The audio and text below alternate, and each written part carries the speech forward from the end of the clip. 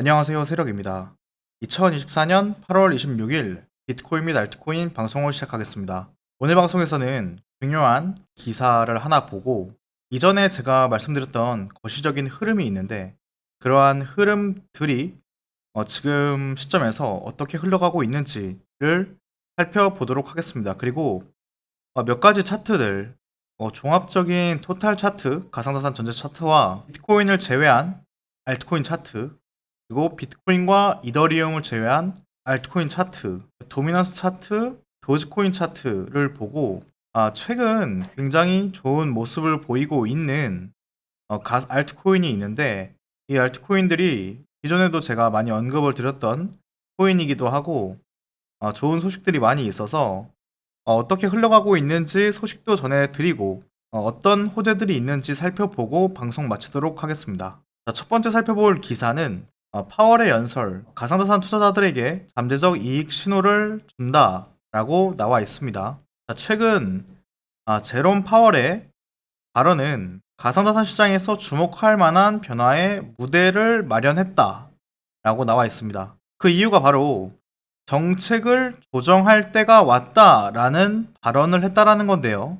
이 발언은 미국 금리 인하가 임박했다라는 것이고 비트코인과 알트코인 투자들에게 상당한 영향력을 미칠 수 있는 움직임이다. 이렇게 얘기를 하고 있습니다. 이 말의 의미를 한번 얘기를 해보자면은요. 기존에 이 파월이라는 막강한 영향력을 지닌 분은 처음에는 금리 인상을 열심히 했습니다. 금리를 인상을 계속 하다 보니까 금리를 인상한다는 거는 결국에 시장 참여자들에게 어떤 메시지를 주느냐.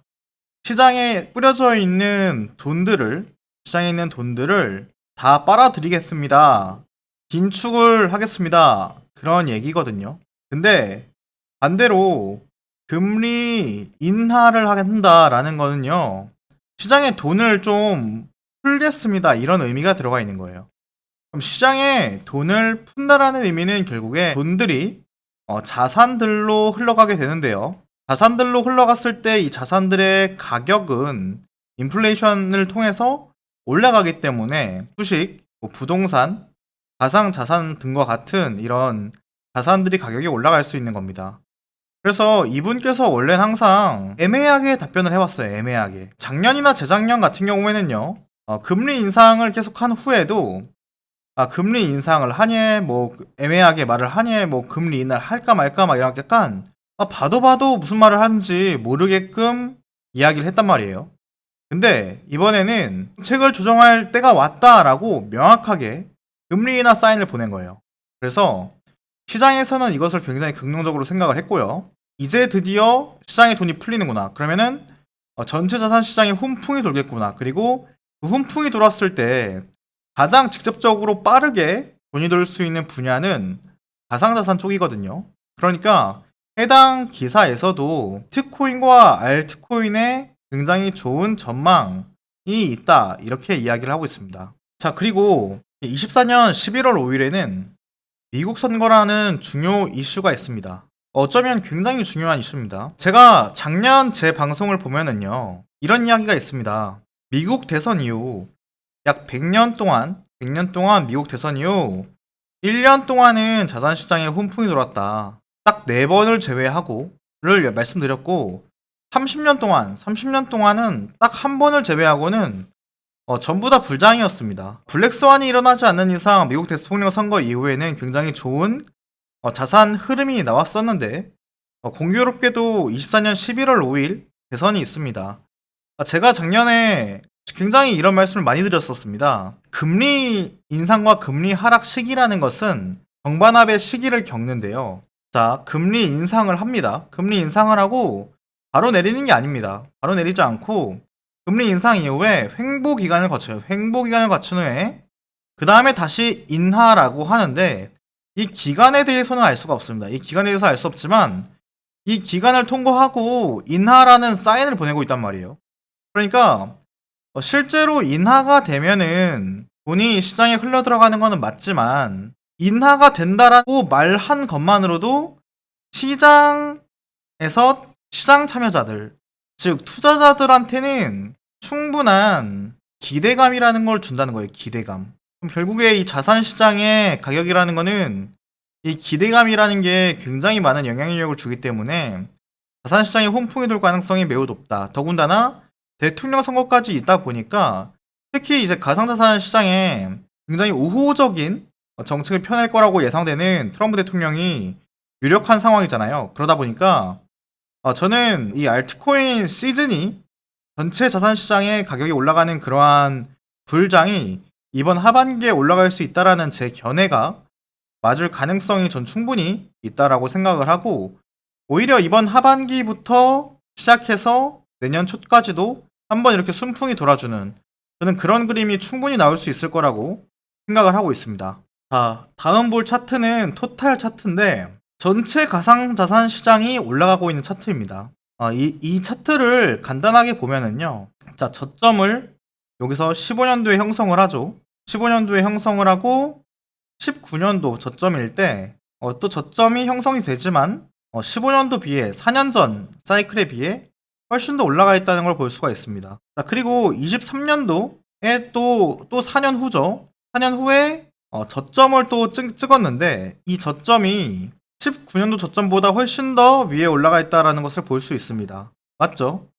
그러니까 이 가상자산이라는 분야에 들어오는 돈의 최저점, 한 사이클이 지날 때마다 최저점은 계속해서 우상향을 하고 있다라는 겁니다. 지금 이 차트로서 충분히 표현이 되고 있습니다. 맞죠? 그러면 4년 후인 2027년도에는 어디쯤에 있을까요? 자, 어디쯤에 있을지 알 수 없어요.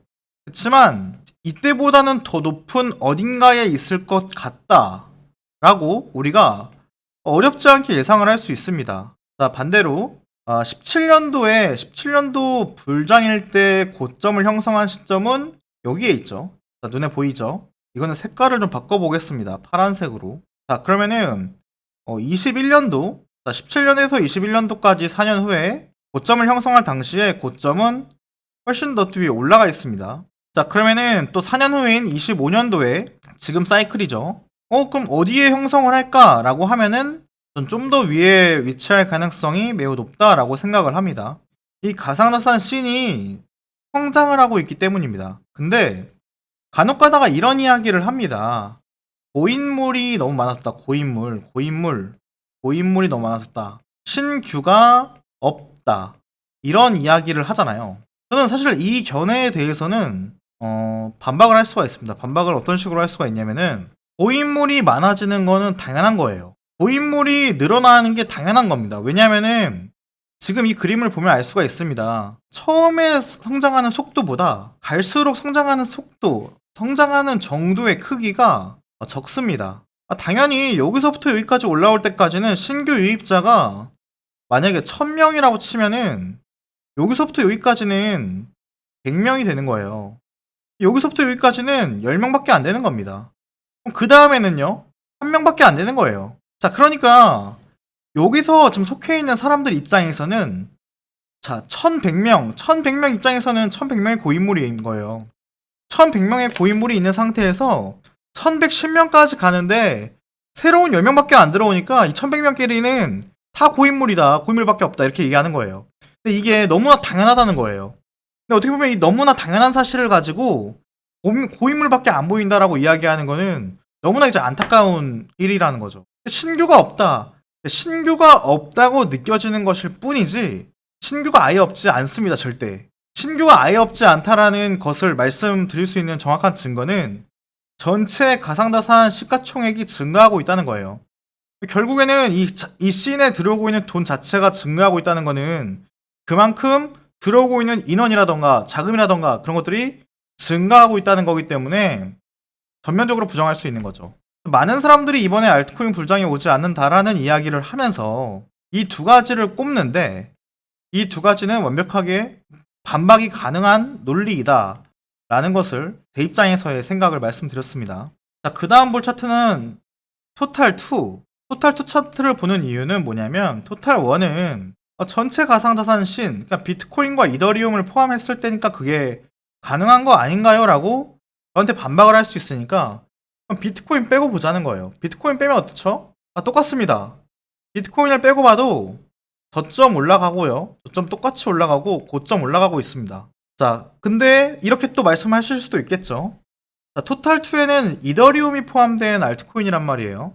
이더리움을 뺀 알트코인 차트도 있단 말이에요.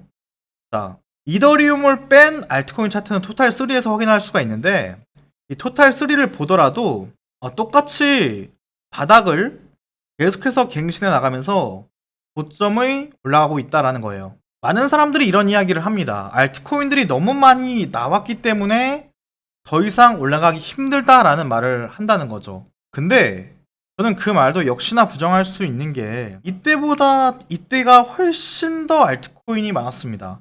그럼에도 불구하고 올라가죠. 그럼에도 불구하고 많은 알트코인들이 썼습니다. 이번에는 다를까요? 전 이번에도 다르지 않다라고 봅니다. 근데 다른 부분은 뭐냐면 기울기가 줄어드는 만큼 개별 알트코인의 상승률도 줄어들긴 줄어들 거라는 거예요. 그것만 우리가 잊지 않으면 됩니다. 시황은 결국에 비슷하게 흐르긴 흐를 것이다. 하지만 그 변동폭 상승률은 적을 수밖에 없다. 라는 게 제 강력한 생각이고 이번 사이클 내에서 변하지 않는 제 생각이에요. 참고하시고요. 그러면 지금은 어떤 시기인가?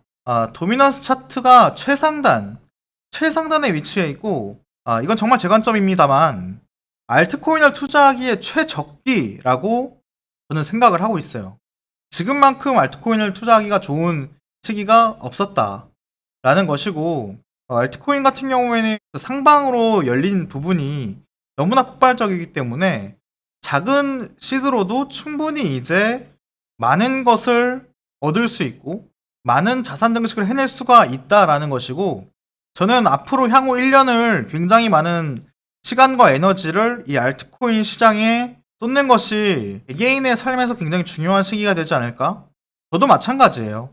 그런 관점으로 저는 시장을 보고 있고 그래서 앞으로의 1년은 굉장히 저도 집중해서 좀 봐볼 생각입니다. 자, 그래서 처음 말씀드린 것처럼 몇 가지 알트코인을 살펴볼 건데요. 자, 저번에 제가 도지코인에 대해서 이야기를 하면서 시장의 어떤 알트코인 상승률이라던가 흐름을 잘 나타낼 수 있는 그런 코인이라고 말씀드렸었습니다. 과거 제 영상을 보시면은요, 제가 이 차트가 형성이 되기 전에 제가 이 삼각수렴에 대해서 이야기를 하면서 이 바닥 구간에서 결국에 가격이 곧 올라갈 것이다 라는 말씀을 드렸었고 굉장히 타이밍이 칼같이 맞았었거든요. 저는 지금이 이때와 비슷한 시기이고 알트코인 상승이 정말 한 달이 남았을지 두 달이 남았을지 모르지만 저는 시기적으로 거의 코앞에 다가왔다라고 보고 있습니다. 긍정적이에요. 굉장히 긍정적이고 지금이 알트코인 투자하기 제가 생각하기에는 굉장히 괜찮은 시기이다 라는 것을 저는 제 생각을 밝히고요. 이러한 어떤 알트코인 상승 타이밍에 맞춰서 최근에 움직임이 굉장히 좋은 코인이 또 하나 있는데 그것은 바로 SNS 코인입니다. 현재는 저점에서부터 84%가 88%? 예, 80% 이상 올라온 상황인데 굉장히 괜찮은 흐름을 보이고 있어요. 이 소노로스 코인 같은 경우에는 노드를 또 투자한 분들이 있기 때문에 여기서 고점에서 만약에 멘징을 끝냈다라고 하면은 지금부터는 사실 다 연금 구간이죠. 그리고 사실 멘징 기회라는 게 요 구간에서 전부 다 팔았다라고 하면은 웬만하면은 다 멘징했을 거라고 저는 보고 있어요. 근데 만약에 지금까지도 멘징을 못한 분들이 있을 수도 있잖아요. 그런 분들이 있을 수 있기 때문에 가격이 쭉쭉 올라서 0.1, 0.15, 많게는 0.2까지도 아니면 전 고점까지도 쭉쭉 올라가기를 저도 진심으로 바라고 있습니다. 근데 제가 차트적 관점에서 봤을 때 아쉬운 부분을 굳이 따져보자면은 이 저점 이쪽 라인을 깨고 한번 내려갔던 게 제 입장에서는 굉장히 아쉬운 기술적인 지표입니다. 왜냐면은 저점을 갱신하면서 저점을 올려가면서 가는 차트가 사실은 성장하는 자산의 특징이라고 볼 수가 있기 때문에 저점을 깨버린 경우에는 고점이 낮아질 수가 있다라는 그런 어떻게 보면 우하향 차트가 형성될 수 있는 기술적인 그런 문제 때문에 저는 이러한 부분은 좀 선호하지 않지만 그나마 이제 긍정적으로 볼 수 있는 거는 뚫고 내려간 기간이 또 길지가 않을 뿐더러 다른 코인이랑 제가 비교를 해봤습니다. 비슷한 노드 프로젝트인 델리시움 코인이랑 제가 좀 비교를 해봤을 때 이 화살표로 표시해 둔 곳이 시점이 비슷한 시기거든요. 아래 보시면은 3월 5, 6, 7 구간, 3월 5, 6, 7 구간. 자, 이때부터 올라갔던 정도를 SNS는 쭉 횡보를 했었기 때문에 한 번에 올라가는 흐름을 보였고요. 이 델리시움 같은 경우에는 계속 올라오는 상태에서 마지막으로 쏘는 구간이었습니다. 그래서 그 후에 차트는 비슷해요. SNS를 보더라도 이렇게 쭉 우하향을 길게 하면서 내려가고, 자, AGI, 델리시움 같은 경우에도 쭉 내려갑니다. 쭉 내려가는데, 자, 문제는 이때 당시에 형성했던 부근을 델리시움도 깨고 내려가고, 어쩌면 델리시움 같은 경우에는 더 깊숙이 오랜 기간 깬다라는 겁니다. 자, 이걸 확인할 수가 있죠. 물론 델리시움 같은 경우에는 이전에 가격이 너무 많이 올랐었기 때문에 이 부분까지 빠져도 덜 빠진 것처럼 보이지만 실질적으로는 굉장히 많이 빠졌습니다. 근데 SNS랑 비교했을 때는 비교적 또 괜찮다라는 걸 볼 수가 있어요. 그래서 이 부분에 대해서는 제가 이 정도 감수를 하고 좀 보고 있는 부분이 있고, 자, 실질적인 호재가 있죠. 자, 이 SNS가 최근에 게이트.io라는 거래소에 상장을 했습니다. 이 게이트.io가 국내에서는 좀 약하다라는 평이 없지 않아 있긴 있는데요.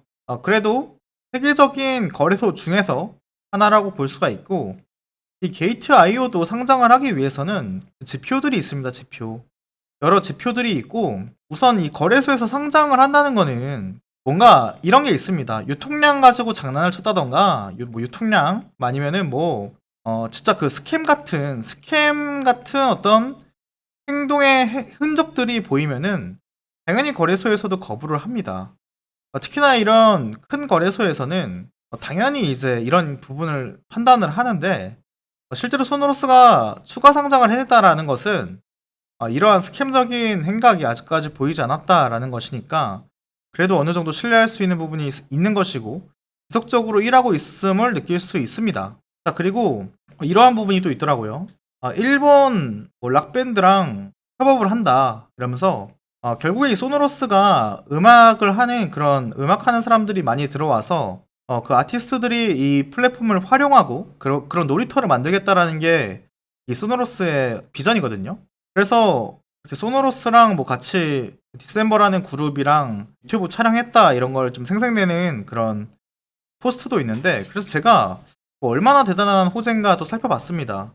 실제로 뭐 겉보기에만 또 좋아 보이는 거는 별로라고 생각을 해서 제가 쓰는 앱이 있거든요. 챗GPT를 통해서 자동 번역해주는 앱이 있는데 영어로 이렇게 정리를 해줘서 한국어로 번역해달라고 한 다음에 요약 정리를 하니까 이런 겁니다. 뭐 소노로스 소개하고요, 디셈버 밴드 뭐 소개하고, 디셈버 홍보하고, 솔직히 말해서 별 내용이 막 있진 않았습니다. 그렇게 막 많이 있진 않았고, 이 디셈버 밴드가 그래서 일본에서의 영향력이 제가 궁금해가지고 한번 물어봤는데, 일본의 포스트 록신에서 비교적 알려진 밴드로 특히 장르의 팬들 사이에서 인지도가 있다. 근데 뭐 메인 스트림까지는 아니다. 그래서 2013년부터 현재 멤버 구성이 확정된 이후에 꾸준히 활동하며 해외 투어도 진행해 왔지만 대중적이기보다는 매니아층의 지지가 훨씬 많다. 그래서 완전히 막 메인스트림에 있는 그런 밴드까지는 아니어도 매니아층을 지니고 있는 그런 밴드랑 협업하면서 일본에도 영향력을 키우고 있다라는 것이고, 또 다른 게시물 중에서 소노로스는 델프 2024라는 곳에서 또 부스를 설치해서 홍보를 했다 이런 게시글이 있는데, 이거는 또 홍콩에 있는 그런 행사에서 지금 활동을 한 거예요. 보면은 지금 소노로스가 놀고 있지 않다라는 게 확실히 보이긴 합니다. 일본에도 홍보하고 또 홍콩 가서도 지금 알리고 거래소 상장하고, 그러니까 좀 확실히 일을 착실하게 해나가고 있다라는 게 보이고, 이 노드 프로젝트라는 특징이 제가 항상 말씀드렸지만 저평가의 저평가를 만들어내는 그런 구석이 있습니다. 그래서 개인적으로는 저는 분할 매수, 분할 매도를 통해서 어느 정도 물량을 확보해도 괜찮지 않을까? 그런 개인적인 관점을 가지고 있고요. 하지만 이제 알트코인 투자라는 게 참 일을 잘 하던 일을 못 하던 뭐 시황에 따라서 좋기도 하고 나쁘기도 하고 뭐 여러 가지 변수에 의해서 참 뭐 힘든 부분들이 있으니까 좀 이런 부분은 주의해야 될 것 같고, 자, 마지막으로 이 소노러스 같은 경우에 오늘 게이트.io에 8시에 상장을 합니다. 8시에 상장을 한다라는 어나운스가 나왔고, 이것과 더불어서 이번 달 말에 추가 상장이 있다라는 이야기를 하고 있습니다. 어디 거래소에 상장할지는 모르겠고, 솔직히 말해서 저는 뭐 이 거래소 상장이라는 게 뒤집어질 수도 있는 일이라고 생각을 하는데, 그래도 공식적으로 발표를 했기 때문에 이게 만약에 틀리면은 소노러스 팀의 신뢰가 금가는 거기 때문에 상장할 가능성이 높다라고 생각을 하고, 물론 이제 오피셜하게 상장을 한다라고 이야기한 건 아니에요. 원래 오피셜하게 상장을 한다라는 말을 하면은 될 것도 안 되는 그런 부분이 있기 때문에, 하지만 지금 뭐 텔레그램이나 카톡방 등에서는 추가 상장이라는 것을 그런 카더라가 많이 돌고 있고, 그래서 긍정적으로 생각을 하고 있습니다. 자, 최근에 이런 일이 있었습니다. 텔레그램 창업자가 체포가 됨으로써 톤이라는 코인이 17%가 순간적으로 폭락을 했는데요. 저는 이 톤 코인이 작년부터 이야기를 했었지만 현재 이제 실존하는 알트코인 중에서 가장 유망하다라고 저는 개인적으로 생각을 하는 코인인데요. 그렇게 생각을 하는 코인도 이렇게 프로젝트의 문제가 아니라 정말 천재지변 같은 이런 일로 인해서도 하루에 17% 이상이 떨어질 수 있는 그런 위험한 시장이 바로 알트코인 시장입니다. 그런 측면을 구독자님들도 항상 생각하시고, 정말 이 변동성 그리고 이 시장에서 큰 수익을 내기 위해서는 강한 인내심과 어쩌면 정말 몇 년, 어쩌면 정말 그런 몇 년을 기다려도 오지 않을 수도 있다라는 생각까지도 하면서 본인이 감당할 수 있는 선에서 투자를 진행하셨으면, 제 영상은 언제나 추천도 조언도 아니고 저라는 세력이라는 투자자의 견해라는 점을 밝히면서 이번 영상도 마치도록 하겠습니다. 끝까지 시청해주신 모든 분들께 진심으로 감사드립니다.